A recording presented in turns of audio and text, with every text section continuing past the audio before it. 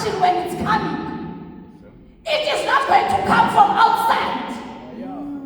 The enemy will be bold enough to come and look for the Hebrew nation, to destroy a Hebrew nation.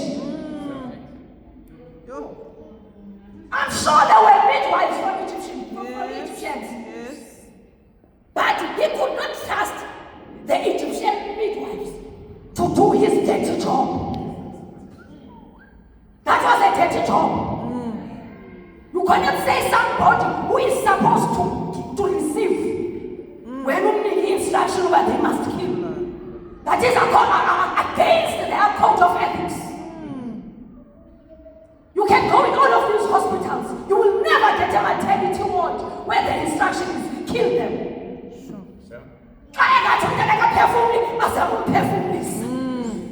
Maternity ward is the last room. Upon stillborn. Oh, Jesus. But this king, come on, and to understand that these were not stillborns that were going to be born. That is why I said watch them. Watch them. Don't make any mistake. Watch them. Let's go. Verse 17. But because the midwives feared God, they refused to obey the king's order, and they allowed the boys to live too. They feared who? God. Did they fear Pastor Moma?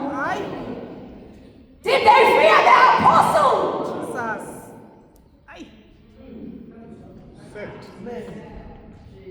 Did they fear the positions that are given to them?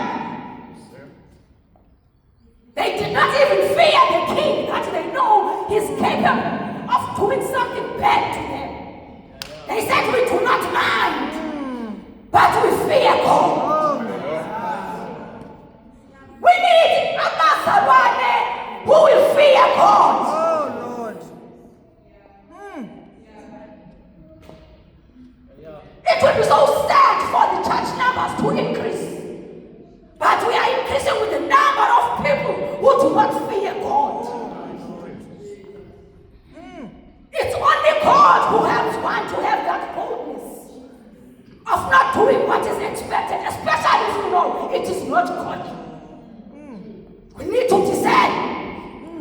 What is it that we're asking from him for this?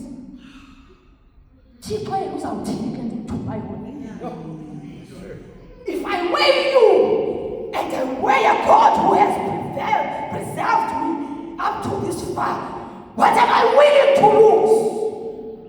Lose your love? Or I chose you over my God who holds my future. This is the house of refuge.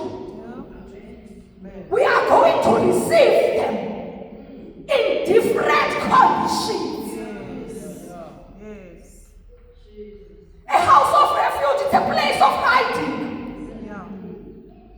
A house of refuge is a place of being healed. Whether you are broken emotionally or physically, whatever form of suffering you have suffered, immediately you get to a house of refuge.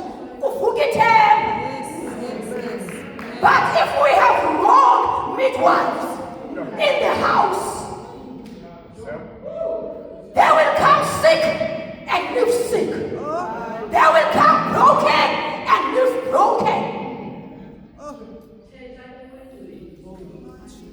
They will come with their disappointments. When they get here, we need to tell them about the Holy Spirit, who is a comforter. You don't need to know what happened to them. How many years?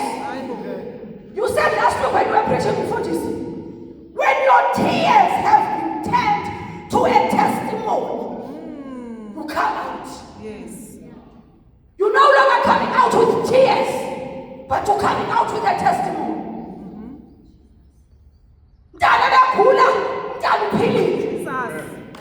That's what we mean. Tears turned into testimony. I was married, but she only got to think was that